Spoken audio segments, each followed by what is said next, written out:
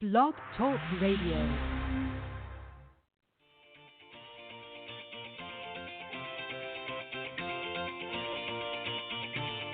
Good morning, everyone. Welcome to the Women of Golf Show. I'm Ted Odorico, and joining me is LPGA professional Cindy Miller, and we are your hosts. We're broadcasting live every Tuesday morning from 9 to 10 a.m. Eastern here on the blogtalkradio.com network, bringing you some of the best golfers, teacher professionals, and entrepreneurs helping to elevate women's golf. We're so glad you decided to join us this morning, so grab your coffee and let's get started.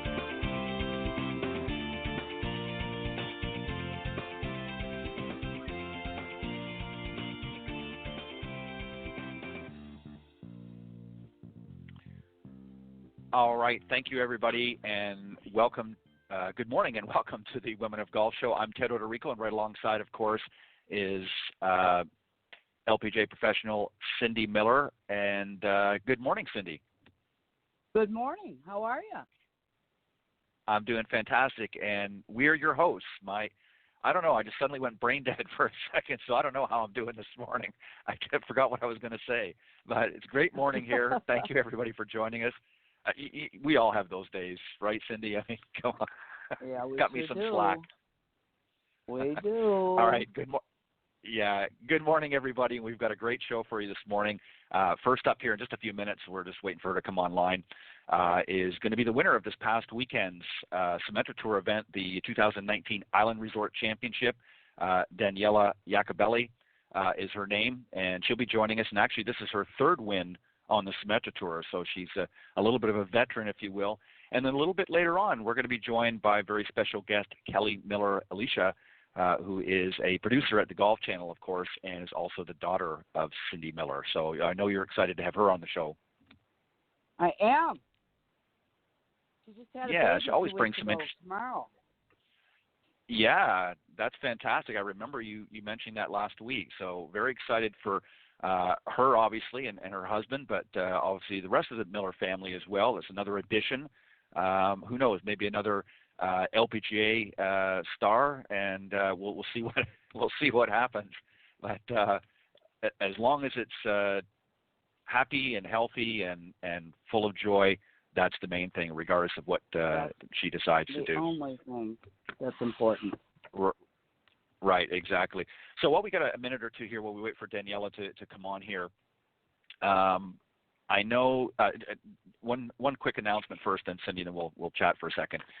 Next week, we will not be doing a show, which would be July 2nd. Obviously, being the 4th of July next week, everybody's traveling and doing some different things and probably won't have a chance to tune in. So not a problem. So we're not going to do a show next week. We will do a show the following week, which will be the 9th of July, and then I'm going to be heading away for a week, the week of the 16th, so we're not going to do a show then, and then we'll pick it up again on the 23rd. So just a quick reminder, no show on the 2nd, a show on the 9th, no show on the 16th, and then a show on the 23rd. So just a couple of shows in July as everybody does a lot of the holidays and things like that and special events, so we're going to take a little bit of a hiatus, if you will, and then we'll be right back in between. So we appreciate everybody tuning in and joining us each week, and always got some interesting guests. So just a quick note to mention that to everybody. So, Cindy, what plates are you spinning this week? I'm not telling. What am I doing this week? I'm going to be on another podcast. And I've got an event that I have to do Friday for the Internal Auditors Association. And then I'm doing some playing lessons. What are you doing this week? Very good. I've got some lessons this week as well, and getting ready for Thursday night for my show, Thursday night, Golf Talk Live. Got a great guest coming up from the Western Golf Association. They have a scholarship program for caddies, one of the largest in the country, and they've actually been on before a number of years ago, and they've got some really new information and exciting information in their program. They've actually had a really big bump in participants through the program, and graduates, if you will. And that's something which is kind of interesting, and I think would be fun to maybe get a caddy on the show to talk about really what it's like for a caddy on regardless of what tour. Because they're sort of a different breed. Obviously, most of them do play golf, but they have to have some great insight. What were some things that you looked for? Now, I know, Alan, you said caddied quite a bit for you. Did you ever have anybody else on the bag for you? Yeah, when I was on tour. It's funny that you ask that. Basically, I think there's three things, and I only remember two. Keep up, shut up, and something else. But mainly, I don't like caddies to talk a lot. Right. Right. I only like them to say something if they see me making a really stupid decision. So right. I guess, I had a caddy in Seattle, and this guy was great. He started to talk a little bit too much, and I just put my hand up like, please be quiet. Because I think they try so hard, and they want to help you, and it's like, okay, I got it. And Alan and I would have this thing. He goes, you good? Yeah, I'm good. That means shut up, don't talk to me, I'm fine. But I think it's very important that you know, number one, how you want to be communicated to while you're out there. And number two, do they understand that? Because, again, on tour, they want you to play well because they make money if you make money because they get a percentage of your earnings. So, needless to say, they want you to play well. But I think it's real important that you get the communication thing down right at the start. Yeah. Otherwise, yeah. it could be I very, think, very fuzzy. Right. And, the other interesting thing, too, is, obviously there's players on all tours, but that have a regular caddy that they trust and work with. And it's important for each of them both player and caddy to sort of understand one another. I mean, the caddy particularly has to really understand the player's personality. Just as you said, I mean, some players probably enjoy some good banter and good conversation, in between holes and in between shots and things like that, just to keep them relaxed and not get the nerves up. And then there's other players that maybe don't want a lot of conversation and just want, the basics, just to, the highlights, if you will, of what they need to do or not do.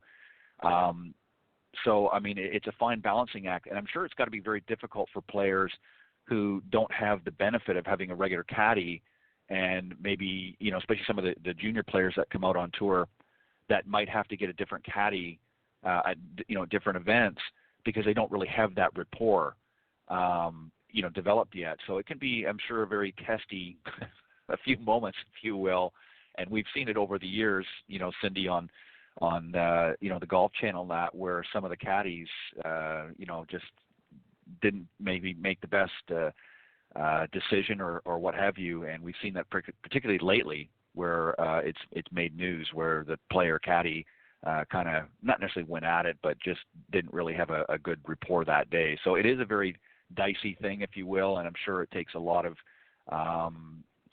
strength on both parts to develop that relationship. What do you think? I totally agree.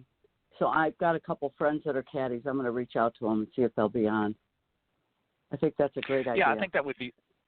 Yeah, I think that would be fun. I think it would be interesting. We haven't had a caddy on yet, and I think it would be interesting to hear what they have to say. Dealing with the ups and downs of because it's tough for them, even though they're not taking the shots.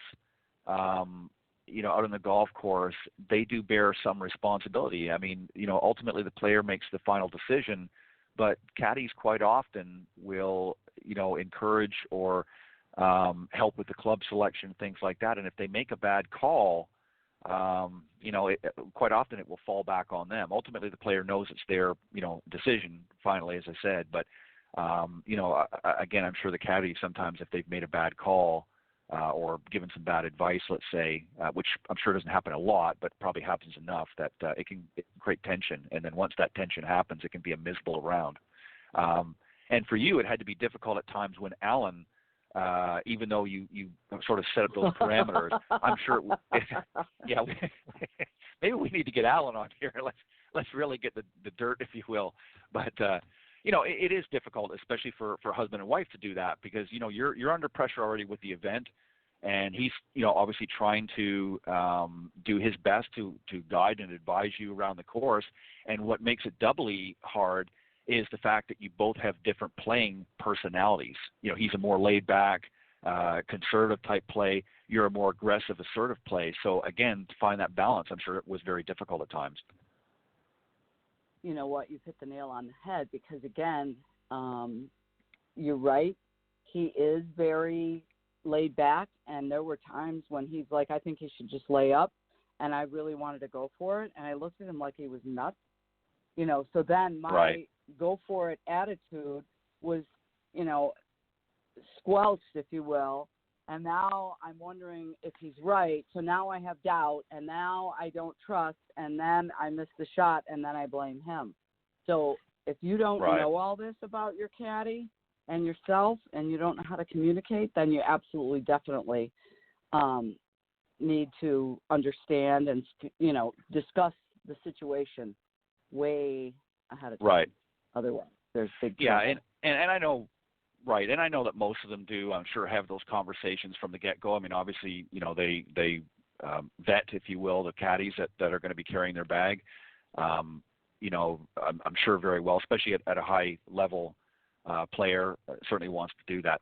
All right, Cindy, I see that Daniela is ready, so let me just do a quick introduction, and then we'll bring our first special guest out this morning. Our guest this morning, to start things off, is Daniela Iacobelli. She is the winner, as I mentioned earlier, of the 2019 Island Resort Championship.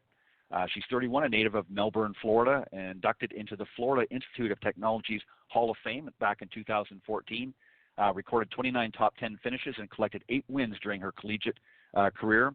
She was also the winner of the 2007 NCAA Division II Women's Golf Championship individual title.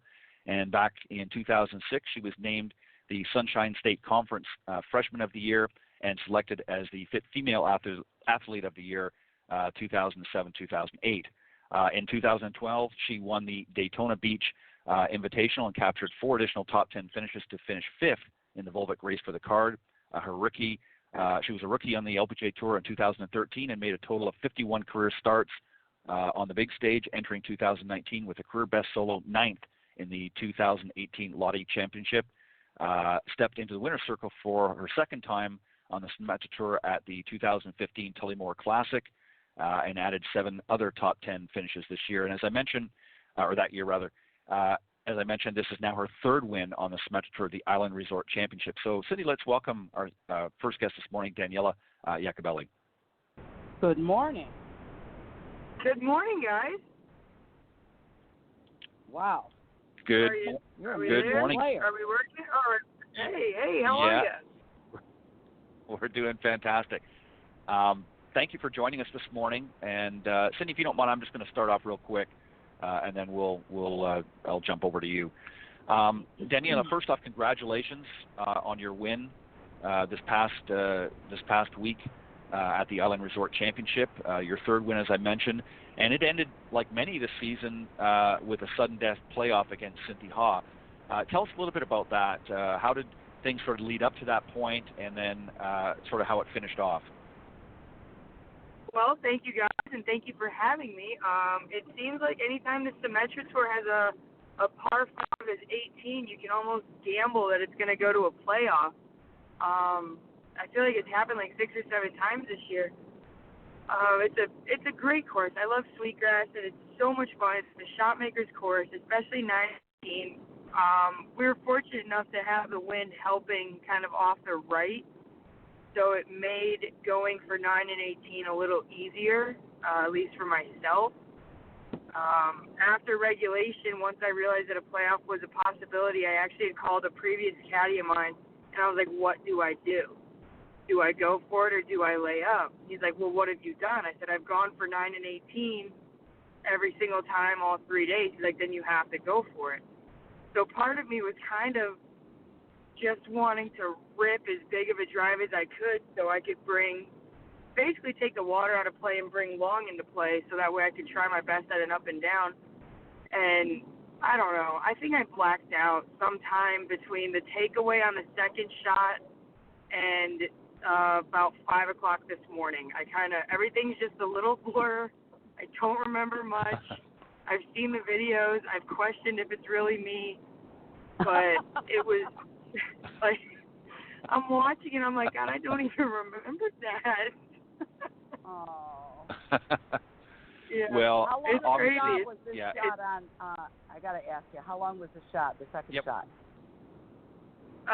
Well, in regulation it was about 216, and in the playoff I think it was like 204, maybe. And Awesome. I looked at my cat and I was like, I'm not hitting sandwich right now. Like that's not who I am. I trust my hybrid more than my sandwich, so let's just go. Good for you. Right. Yeah. Go ahead, Cindy. Yeah, I don't. That's awesome. So I'm going to shift states here. We can come back to the tournament in a minute. I've got a bunch of kids that I teach, and I see that you went to a D2 school. And Yes. I had a conversation yesterday with a young man, and I said, everywhere you go, there you are. And some people have this thing that they think they need to go to a big D1 school and act like they're cool.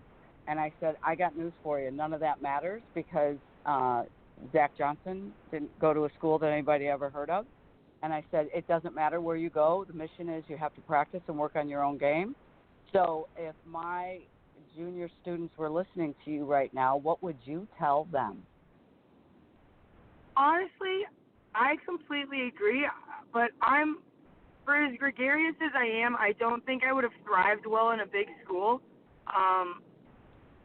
School wasn't my forte. I mean, I did well. I did well above average, don't get me wrong, but as a golfer, nowadays, especially with these 5, 6 o'clock in the morning workouts, plus classes, plus practice, and you have to practice till dark because you're in class all day. You can't really take night classes.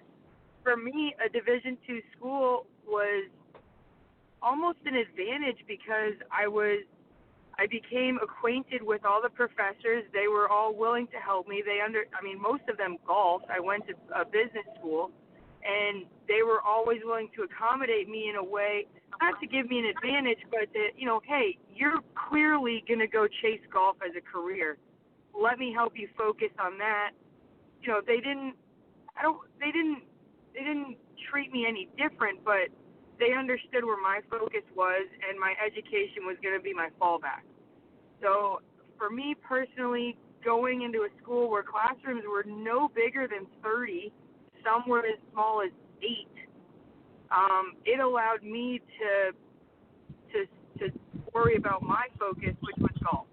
And I think in a Division I school where maybe you're just a number, maybe you're just another student, and you're in halls where there's 200, 300, 400 kids in a class, I don't think I would have succeeded as much academically combined with athletically. So I still don't see anything wrong with D2 schools or D3 schools. I mean, you gotta worry about what you gotta worry about and do what's best for yourself.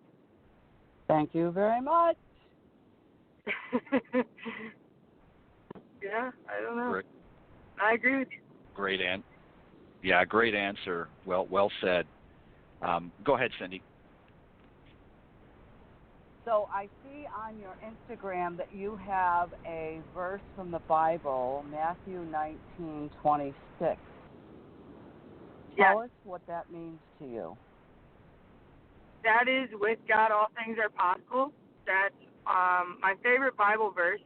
And I'm kind of on this little thing right now where every time I win a tournament, I get a tattoo so I can justify it. And that was the tattoo that I got for my last win. I actually got it on my wrist. I always used to wear a WWJD bracelet just to kind of help through, I don't know. It was a thing. I mean, at first it was a fashion trend in like the late 90s, and then it just kind of turned into something more personal. And once I won in Tullymore, I was like, you know what? I'm sick of spending this like $325 every 4 months on these little bracelets because I plow through them in the heat. So I was like, let's get something a little more permanent. So that verse is now tattooed on my wrist, and every once in a while when I can't look up too high, I look down, and he's always there with me. So I can guarantee you that he was working overtime on Sunday, because some of those things I don't think I'm capable of doing on a daily basis. Isn't that funny how that works out sometimes? You're like, whoa, this is not me. I'll tell you what. Have you seen the movie Angels in the Outfield? The old Disney movie, Yes. like in the early 90s, where all the Yes. angels Yep. just take over for them? Yeah, Yeah. I had about 6 or 7 of those on Sunday. Well, actually 8, to be honest with you. All 8 birdies. Those are angels. Good for you. Well, Ted, go ahead. well said. Yeah, great point. I like that very much. I like that you've done that. Daniela, I want to ask you just to go back a little bit about the tournament. Not so much the tournament itself, but just the overall theme of it. As I mentioned in the opening dialogue, if you will, that this was your 3rd win on the Symetra Tour, and I want to ask you a question about that, because and not to take away from somebody that's maybe just won one event, but there's obviously a difference. I think when you win your first event, you're a little bit in shock, because you've worked so hard, and it's certainly exciting, and there's a certain sense that I can close the deal, if you will. And even with your second one, that sort of helps the reinforcement that first win. But when you win a 3rd or more, I think you start to develop a certain type of confidence that says, you know what, I know I can really do this. Now I know for sure. It wasn't just a fluke, or it wasn't just a happenstance that I happened to win that sudden death playoff. I know I've got the game to really compete out here. What does that say to you, and how does that help your confidence, do you think? Like, what do you say to yourself when you won that tournament this week, other than the fact that you were excited and you were happy about it? But what does it say to you inside your soul, if you will, now that you're a 3-peat winner on the Symetra Tour? I think that this one actually means the most because of the playoff. The one in Daytona, I played 3 rounds. They were great. I barely made any mistakes. It was on a wide-open Florida golf course. I mean, don't get me wrong, it was great. It was fun. Won by 2. Tullymore, it wasn't in my hands. I posted a number. The girl who could win had a 12, 15-footer to beat me. But this one, she made a 10 or 12-foot putt on the last hole, knowing she had to do that to go to a playoff. And I'll tell you what, there's no longer putt in golf than 4.5 feet to win a check. And Right. That was without a doubt. Oh, my gosh, it was ridiculous. Give me tapping or give me 20 feet. Don't give me 4.5 ever again. That was Right. the longest part of my life. I literally saw every dimple roll end over end. I couldn't. It was unbelievable. Oh, I love you. It took forever to reach the bottom of the cup. But to do it in a playoff to me means a lot more, because the pressure was right there. I mean, granted, I shot a great round on Sunday, but we've seen a lot of these playoffs on tour go 2, 3, 4, 5 holes. And like I said, I don't know. There was 4 angels on that hole. They got to be exhausted. Good for you. Yeah. And Daniela, the thing, and the reason why I asked that is, we've had number of winners here off of the Symetra Tour, some for their first time, and obviously they're notably, they're excited about it. But, by comparison, you're more of a veteran, if you will, because you've done this more than once, and you've done it multiple times now.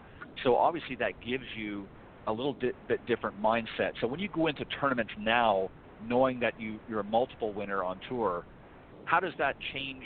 Do you prepare essentially the same regardless, or does that just give you a little bit more pep in your step, if you will? I'm not entirely sure. I'm currently en route to the tournament in Cincinnati, and I mean, I think I just have to treat it like another week. I don't want to let the win kind of get to me and then overlook, my routine and my practice. Most of the time, my lack of practice. But for the most part, I mean, it's in the middle of the season. I feel like as much as I love it and I have to hold on to it, I kind of have to let it go really quickly too, because I mean, I still have. I mean, in my mind, I still have 9 holes to play. I still have half the round to play. I still have half the season to play, and birdie or bogey on 9, it doesn't matter. You still got to go to 10. You know what I mean? Like, I don't think I can hold on to it too much. I think the confidence is there subconsciously, but I don't think I should let that get in my way of what I normally do week to week, if that makes sense. Right. Yeah, you don't want an arrogance to develop as a result of it. I know exactly what you're trying to say, and I agree wholeheartedly. I think it on a subconscious level, as you said, I think it does give you that confidence and reassurance that you know you can do it multiple times, but at the same time, you don't want it to stray. And that's an important thing, Cindy. You know, hopefully some of your students that might be listening, that's something to really take to heart is, you know, you don't want that to let it stray from your regular routine. If you've got a good, solid routine put together, the last thing you want to do is allow something to derail that, because that's when the wheels all fall off the bus. Cindy, go ahead. We've just got a few more minutes here with Daniela, and then we got to let her go. Any final questions or thoughts? So let me ask you this. I believe that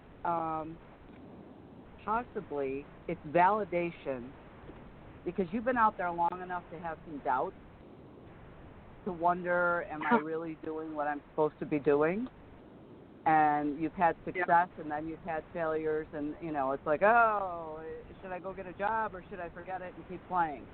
And I think that this could possibly be, no, shut up, keep swinging. Is that true? Yeah. This last off season, I took down 2 jobs. I was in an office job. Granted, it was with a family friend, but I was like, I was there for 4 hours a day, and I'm looking at them. I'm like, how do you guys do this 8 hours a day? Like, I cannot. Right. It's killing me. I cannot do it. And as much as it sucks, and as much as it hurts to miss cuts or to not play your best, you just never know what's going to happen the next week. I mean, I just missed 2 cuts in a row. I go up to Harris, no expectations, one of my favorite courses, one of my favorite events. Fast forward 5 days later, I got a big check in my trunk looking like Happy Gilmore, and I'm driving to the next event. So it's so hard. It's the biggest roller coaster ever, and most people won't understand it unless they've lived it. I know my parents think I'm crazy. I know most of my friends think I'm crazy, but I don't know. There's something about chasing it. There's something about the circus lifestyle, I guess, that just keeps you. It's a severe addiction, and there should be serious therapy for it. But you're absolutely right, because my husband and I both played on tour. I only played for 3 years, and then he played for 15. And when we got married, I got pregnant right after, and we were, you know, traveling around in the car with the kids, and it was like the traveling circus. But you know what? People say now, oh, my God, you're going to drive this French Lick tournament? I go, absolutely. I love getting in the car and just going to a tournament. It's I'm like the same way. You're sickly addicted. So I'm just going to give you a little advice that you can always grow up and get a real job, but this is validation to you that, you know, you're doing what you're meant to be doing. So keep swinging and keep doing, and don't have any expectations, and just work the way you need to work. That's the other thing. If people sit there and go, well, she doesn't hit enough balls, why don't you shut up, right? I got to do what I got to do the way it works for me. Because our son went to Ohio State and played golf there, and then transferred to Augusta State. And, you know, the coach was a total opposite personality, Mr. Perfectionist. And my son is like you and I, a control freak, competitive maniac, free spirit. And he went to the sports psychologist, and the guy said, don't listen to the coach. You need to plan it, scan it, see it, do it. Shut up and hit the ball. There you go. Yeah. And he goes out and beats Rex Simpson. So you got to be you. You can't be a mold of everyone else that's out there. So keep trucking, girl. Thank you. I appreciate it. Very well said, Cindy. I couldn't concur more than that. the bottom line is, Daniela, I think, and really what, if you sort of water that down a little bit, what Cindy's trying to say is you have to do what you enjoy doing. And if doing a traditional 9-to-5 job is not something that you enjoy and you're passionate about playing golf and pursuing a career here, and obviously it's proven to be very successful for you thus far in your career and you've still got many years left, then that's what you need to do, in regards of what the naysayers, and just keep continuing with your faith and just keep going out there and enjoying the moment. And there's always time to do other things later on down the road, but right now you're exactly as Cindy said, you're right where you need to be and where you want to be, more importantly. So enjoy the drive. Be careful on the road, obviously, and don't forget to cash that check quick. Don't want somebody to get you on the way. I Daniela, off at Dad's house and dropped it off. Yeah. That's awesome. Well, thank you, Daniela, very much for joining Cindy and I this morning. Excuse me, here on the Women of Golf Show. It's been a pleasure, and I wish we could have you a little bit longer, but unfortunately we've got to cut it short. But we would love to have you come back again on another show, and who knows, maybe if you win this week, we'll have you on again. But good luck this week in the tournament, and thank you, and God bless. Yes, thank you guys so much. You guys have a great day. You too. All right. That was our very special guest, Daniela Iacobelli, winner, as I mentioned, of the Island Resort Championship, her third win on the Symetra Tour, on her way to the next event. All right, our next guest, or actually before we bring on our next guest, Cindy, I apologize. We got a little promotional spot to play. Cindy, why don't you quickly set that up, and then we'll hit it. Well, set it up. I guess we could say that most people use the game of golf as a business tool. And I do the same, so have a listen. Everyone knows business deals are made on the golf course. Knowing how to act is just as important as how you hit it. As an LPGA professional and corporate trainer, I offer workshops, seminars, and executive retreats to teach you how to do both. From the back nine to the boardroom, improve your team from the inside out, or Golf 101 for executives might be the perfect fit for your team. Maybe it's time to make some deals on the course. For more information, go to cindymillerinc.com. All right. Couldn't have said it better myself. Well said, Cindy. And definitely go to cindymillerinc.com after the show and connect with Cindy there. All right. Our next guest, Cindy, you know quite well. And I'm going to do a quick little introduction, and then we'll bring her on. She's been on the show a few times before. Enjoy having her here. Always some interesting discussion. Of course, her name is Kelly Miller Elisha. She's senior talent booking producer at the Golf Channel. She works in player relations and deals with talent on the shows and also the players and on tour on behalf of the Golf Channel. And she's been at the Golf Channel since 2007 and seems to be enjoying her journey there. She's also been Jimmy Roberts' primetime producer at 3 Olympic Games. So, Cindy, let's welcome Kelly Miller Elisha. Good morning. Good morning. How are you? I'm good. How are you? Good. Vicky said Why don't we, Cindy, why don't we clarify the connection here just for everybody? I thought I'd let you do that. What do you mean? Who Kelly is. I'm not. Oh, well, Kelly Miller's my daughter. Right. I made her. Well, I figured for those... I made her. Yeah. So Kelly, I think she's got a very interesting job. She's been on the show before. She had a baby 2 weeks ago and tomorrow, and I thought it would be nice to have her come on the show again since she's out on maternity leave. And she's doing very cool things now. She started as a freelance employee at the Golf Channel and worked her way up to producer, and now she is senior talent booking producer. So she's got a really cool job at the Golf Channel, and I'll let her explain it. So, Ted, you can ask her some questions. Perfect. Well, Kelly, first off, welcome back to the Women of Golf. We appreciate having you always.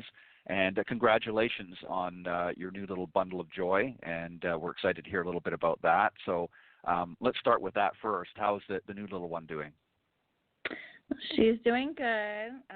She'll be 2 weeks tomorrow, so it's crazy how time flies, but she's been good. She only cries if she is hungry or has a bad diaper. So we're lucky there. Yeah. Well, and this is your second, and you've got a 3-year-old, I believe, correct? Yes, I do. So you got your hands full there, but obviously yeah. Doing a great job, to say the least. Okay, so let's go to your job for a little bit. I know you've talked about it before here, but let's talk about some of the challenges of your job. Obviously, there can be some long hours and things like that, but just so people understand a little bit what goes on with your job now. What is it? I mean, when you go back, obviously, from maternity leave, but what are some of the challenges that you face with your job?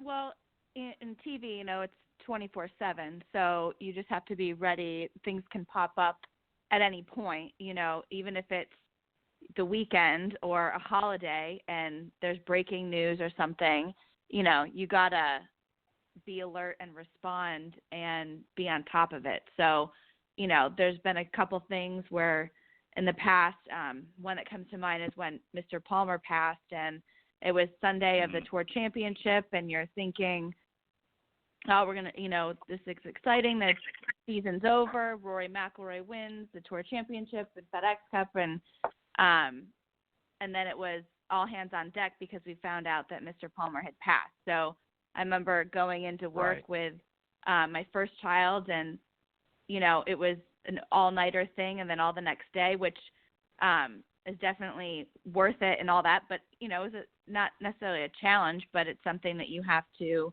be ready for and just prepared to know that since it is television, things can happen at any moment. So I would say that's probably one of the most, challenging things, but it's not necessarily challenging. It's just, something you already know that it's a part of it. It's something that's different than other jobs where some people have a 9-to-5 and when they go home, they don't have to think about it. We're ready all the time. Yeah, and as you said, things sort of pop up like that unexpected. Obviously, it was a sad loss for the golf industry and just in humanity in general. Arnold Palmer was a great individual, not only a great golfer, but just a great humanitarian. Did so many things to touch so many lives. So obviously, being the founder, if you will, to start up the Golf Channel, that was obviously a big, matter of importance. But so essentially, really what you're saying is you've got to be fast on your feet, so to speak, because things can creep up. Again, you have schedules that you go by and you produce things and get things ready, but unexpected things like this can happen. So you've got to be, as you said, you've got to be on your guard, if you will, and ready to move when something like that happens to make sure that you get that in the mix, if you will. One other thing I want to ask you, and then I'm going to pass you back to your mother, because I know she's got some things she wants to ask. Talk a little bit about what goes into a segment. Just give us an example of maybe some of the what's involved on your end, and how you sort of tie that in a nice little bow, if you will. So basically, I work with the producers mainly on Morning Drive. So I book all of our guests, and or I deal with some guest talent.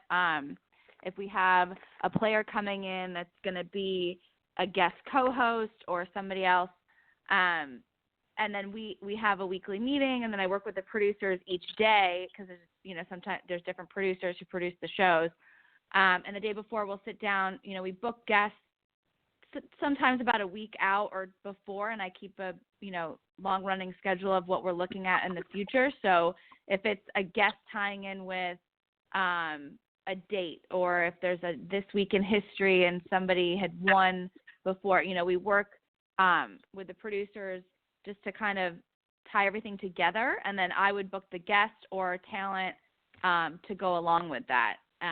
And then we work with the tours, so if there's a tournament coming up, or if there's a special event that we're covering. For example, this past Monday was the CVS Charity Classic, and we work with the folks who run that event to book guests for the show, throughout the day. So, a lot of that setting up throughout. So the segment, Morning Drive is a 2-hour show typically, and, producers will lay out their show how they want. And then when it comes to my job with the guest, we just make sure if there's pictures that are needed? Is there a headshot that's needed? We use FaceTime a lot, so if it's sometimes FaceTime cuts out, so I need to make sure that we have a headshot, or if they have just any photos, if it's a feel-good story or something, and or a charity, and they've had pictures or videos, I make sure we get all that in too to go along with the segment, just to help make it more well-rounded. Right. Very interesting. Cindy, go ahead. So basically what you're saying is you have to be prepared for almost any golf emergency at any time. How do you stay organized? I keep a very extensive archive of all of my emails, and even sent and received that I've done. I was always really good at, when I was a feature producer, saving scripts and pictures and stuff, but even more so now is mainly a lot of emails, just to say, if I go back and we had this thing happen, who was the contact we used for this, depending on if there's breaking news of some sort. So I just make sure that I save all my emails, and that is a huge, huge help. If anyone ever sends me an email, and if it's even something that we may not want to do at the moment, I save the contact, because you never know who down the road you may need to have contact for, and then that way that just helps a ton. So it's pretty much just being organized. I keep a very up-to-date list of all of our upcoming guests or days. I put anything and everything I get in an email in that document, and it's more for my notes so that I can go back and look and be reminded, because you get so many emails in a day, you forget here or there, or you may forget there was some random request.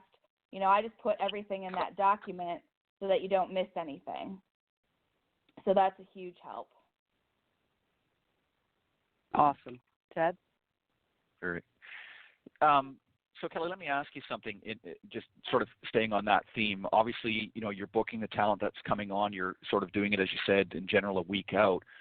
Do you have sort of a backup plan in place for segments, for morning drive, in the event that, let's say, something happens last minute, maybe somebody's coming from out of town, flight issues or what have you? Do you guys have something, or do you put something in place that if that person can't make it, for whatever reason, or bad technical issues or something like that, do you guys have something in place for such a moment? Well, the talent for the show, we have our our usual talent. So if it was like where a guest was going to come in for the show that day, producers could have like sort of a backup. We just would maybe skip over it. So what does happen sometimes, if we're having a winner join or a guest FaceTime, sometimes the FaceTime doesn't work right, or they don't call in on time. So producers, really, it's not necessarily my job, but producers can flip segments. They can move stuff around, and then we'll try to get a hold of that guest or contact that we have for somebody, and work it that way. But they'll just fill, but a lot of times they don't have something that's let's just a random segment. Sometimes, most of the time, they'll flip a segment. So let's say that there's, for example, if there's 10 segments in a show and our guest is supposed to be the 5th segment, they can do the 6th segment in place of the 5th and then just move some stuff around. Now, it may move it, they'll have to work around making it try to flow. So like, let's say if you're in the 4th segment and you're bumping that a guest is going to join the next segment, they'll just have to make sure they bump it again, meaning like teasing that if something's coming up, just to make sure everything flows. But a lot of times just flipping a segment is what we're able to do, because we usually get somebody to join on the phone or FaceTime. Like if a FaceTime doesn't work, we usually just have them call in. Now there has been there have been some times where a player has totally forgot to call in. We've, went through to the tour, their communications, because they're the ones who help us set that stuff up, and then they still totally forget. Right. It's funny, there was I believe it was Steve Stricker. He had just overslept, and so then he sent a tweet out after the show apologizing to us and that he owed us one because he overslept. So it was pretty funny. But typically, we don't have something catastrophic like that. Now, sometimes if you're on a live, if we're at an event, and we have had where the feed goes down on site, so then, producers are pretty much scrambling, not in a bad way, but basically trying to either get the problem fixed. So then the talent in Orlando would just have to fill, and they would come up with a topic and talk about it. But it wouldn't necessarily involve us having to book something else totally last minute. But there are some things where, you have to, just go by, not the ball of your feet, whatever the saying is. Right. I'm bad with saying yeah, well, that's okay. It's understandable. You've got some little ones to care for, so that's a no pass sleep. for you. My brain is fried. Yeah, Kelly, let me just ask one little quick follow-up question, then Cindy, I'll bounce it back to you just on that theme. So obviously, as you said, you're sort of able to flip the script a little bit to accommodate that. But there's obviously situations where maybe you're dealing with international, maybe a correspondent or something, maybe a segment that's, you're plugging in. So obviously there's a big time change. How do you do that? Is that a lot of that pre-recorded part of the segment, or is somebody getting up at 2 o'clock in the morning, over on the other side of the world to call in or do whatever? How do you handle situations like that? We do tape some stuff. It's more of the tape segments are kind of more of the evergreen segments. Let's say if it was an instruction segment or a wellness segment, or something that isn't really time sensitive. But we have, let's just say at the U.S. Open, that would be 2 weeks ago. The 3-hour time difference. Morning drive was 7 and 9. Everyone's out at Pebble, so we were having some of our insiders and some of our, correspondents and stuff call in at 5 o'clock in the morning on the West Coast, so that does happen. And then if it's overseas the other way, we set that up. Let's just say it was, I believe it was in Saudi Arabia or then Dubai. We had Nick Doherty from Sky Sports call in. And so it was kind of right after that European tour event went off the air and the morning drive comes on. So he was calling in live, even though he's 7 or 8 hours ahead, depending on where they are. Right. So more of the golf stories and news stuff is always live. And then we can just, sometimes tape stuff. So we do have, if somebody's coming in studio and let's say it's a World Long Drive athlete that's going to be in studio and we don't need to have it air, we'll tape it after the show and then air it at a later date, just because schedules, but for the most part, a lot of stuff is live around the golf and news. Very interesting. Cindy, go ahead. Yeah. So let me ask you, I know, our listeners don't realize that you're married to Ben Elijah and you both work at the Golf Channel, and you are so opposite. So for some of our listeners who might be thinking about going into the golf business, if you will, or television business, describe the different personalities that are needed for the different positions, because Ben produces Golf Central, which takes someone who's very analytical and organized, and it's not that you're not organized, but more detail-oriented. So can you explain that a little bit for the different positions? I think it just depends on, how a lot of it you have to, learn, too. So, Ben is more analytical. He can look at something more, he'd look at something differently than I would, whereas I'm more, so he would be the producer that does all that stuff, and then that's kind of why I think I was drawn more to the features, and it's more open. It's which basically a feature is where it's a story that you're telling versus let's break down this stat of how somebody's golf swing is. So there's a ton of different positions and people that put on just one show.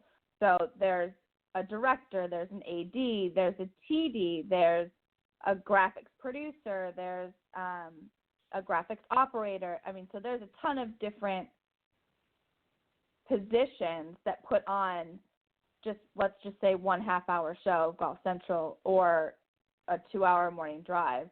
There's PAs that put videos together and are very creative in coming up with stuff. There's a highlight supervisor. There's a ton of different ways to work in golf television at Golf Channel and have a different personality for each thing. If you're going to be a graphics producer, it's stats and, analyzing everything, whereas I couldn't do that because I don't think that way, So I think that it definitely, there's a spot for every personality. And just seeing how that fits, and a lot of times it's people starting as interns and PAs and then figuring out, what you like and what you don't like. I started as a freelance producer as a PA, not knowing a ton. I had done internships in college and stuff, but, you just learn along the way. And it was, okay, I don't want to do graphics. I like telling these stories better, and then you master your craft of what you're good at. And that, just in turn happened to be what goes along with my personality more. But, you can learn anything and do it. Does that make sense? Makes perfect sense. Very good. Cindy, go ahead. Do you have another question for? I just have to say something. Yeah, when you were asked by Jimmy Roberts to go to the Olympics in Russia, that was your first Olympic Games you did for Jimmy Roberts. I said to you, you don't know anything about winter sports. How are you going to do this? And your answer was, Mom, I tell stories. That's all I need to do is tell really good stories. So that just backs up what you just said, and I think that's awesome. Yeah, it's all about, feature producers and stuff, it's just about, you don't need to know I can always look something up, if I don't know something, or even if it's just a golf story and there's some, you can always learn something like that. But if you're just telling a story from the heart and you're invested in it and whatnot, you don't need to know all the ins and outs. Like, if I need to know what ski slope style is, I can look that up, but who's that athlete that's doing that? It's all human, and that's their story. So it's the same thing with golf too. Like, everyone's different and individual, and so just owning in on what their story is just one of the neat things you can do as a storyteller. Awesome. Ted? Very interesting. Let me just ask you about the Golf Channel in general. You've worked there, as we mentioned, since about 2007. And obviously growing up in a golfing family, your brother plays, and obviously your mom and dad have played at a high level. What if you take away, obviously, the technical side and all that you learn at the Golf Channel while doing the different shows that you're helping to produce, what have you learned at the Golf Channel about golf in general that maybe you didn't really think about or realize until, all this time that you've been working there? So what do you take away from your experience there at the Golf Channel, other than the production side of it? Oh, I don't know. I don't know. Well, think about some of the Well, let me rephrase it a little bit, Kelly. Let me rephrase it this way. Obviously, I know you do play golf. You're obviously not pursuing a golf career in that end of it, but have you learned things in that capacity that have helped you to understand the game a little bit better, I guess is a better way of putting it? I don't know. I would say one thing I think that I've learned since being a golf channel, I don't know if this is totally on point with your question, but that it definitely can be used. I don't even know how to necessarily answer that. I think it's more of, seeing how everything since I've started there and all these junior programs that are coming up and getting out there and seeing it. I think it's golf. What I didn't realize as much before. Yeah, I played junior golf and. But it's always kind of, okay, yeah, I'll go play, whatever. But how much more it can be for bonding or creating relationships and for younger kids, having something out there. It's just funny, this morning, my daughter was like, Mommy, can we go play golf? Which is, I don't know where that came from, but this morning she wanted to go outside and, take her little wiffle tennis balls and go hit outside. Just how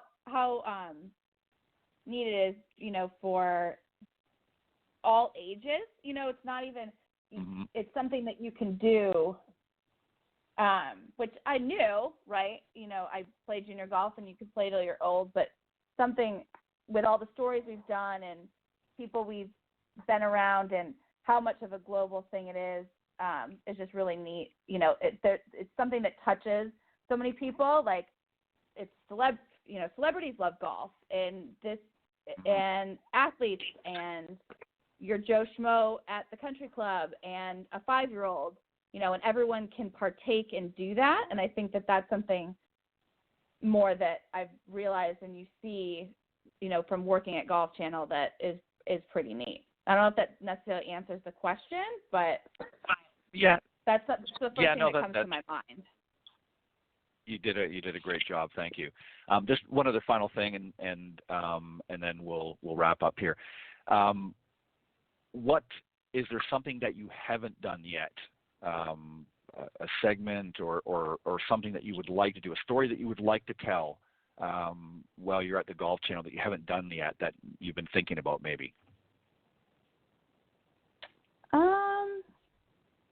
I don't know. I don't know if there's nothing that comes to my mind that I would think that I would know. Stories can come up all the time, and guests and whatnot. I think that it'll be neat to see golf in the Olympics again. That's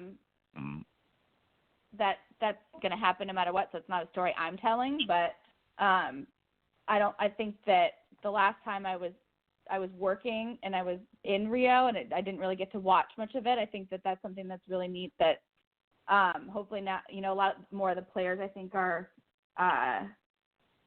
embracing it in the Olympics and whatnot. So I think that that's something I'm looking forward to covering next year a little bit more. But other than that, that's the only thing I can think of in the future for right now.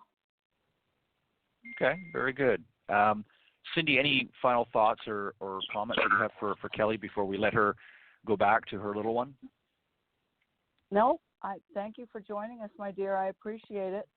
You're welcome. Thanks for having me. Have a great day. Yeah, we Take appreciate care it. of those 2 kiddos. Yeah, thank you. Thank you very much, Kelly, for joining us. We appreciate it. And again, congratulations on the new little one that you have there, the new addition to the Miller family. And we appreciate you coming on and sharing some time with us this morning. Thank you very much. Have a great day. You too. All right. Bye-bye. Bye. All right. That was Cindy's daughter, Kelly Miller. Elijah, I apologize, I mispronounced that first time up. Very interesting. A senior talent booking producer at the Golf Channel, and obviously got her hands busy with a newborn, so obviously understandable. Her thoughts are not on work right now, but on raising a new little one. So very, very exciting for both sides of the family.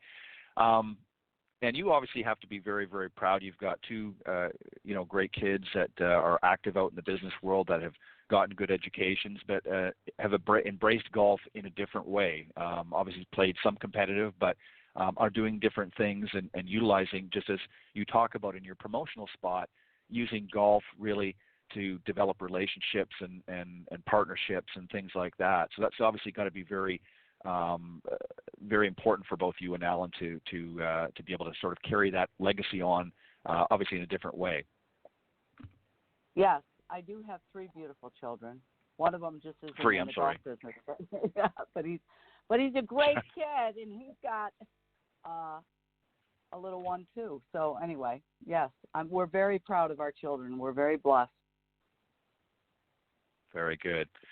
Well, on that note, Cindy, we've got to wrap things up. Again, thank you very much to both of our special guests, Daniela Iacobelli, winner of the Island Resort Championship, for joining us from the Symetra Tour, and of course your daughter, Kelly Miller Elijah, Senior Talent Booking Producer at the Golf Channel. Thank you to both of them for joining us this morning on the Women of Golf. And as I mentioned earlier, we will not have a show next Tuesday morning, but we'll be back the following Tuesday, which will be the 9th of July, and then another break on the 16th, and then we'll come back on the 23rd. So on behalf of Cindy Miller, I'm Ted Odorico. Thank you very much. God bless everybody for joining us this morning, and we hope you continue to tune into the show. Thanks, everybody. Thank you, Cindy.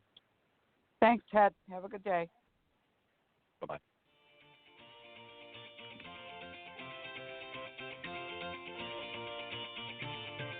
Thanks for listening this morning to the Women of Golf Show.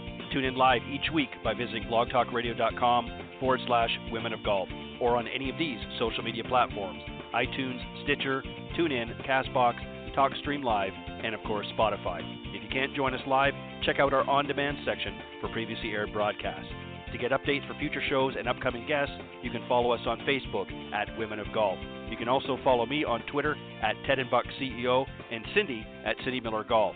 Please remember to join us next week on the Women of Golf Show. See you next time. This has been a production of the iGolf Sports Network.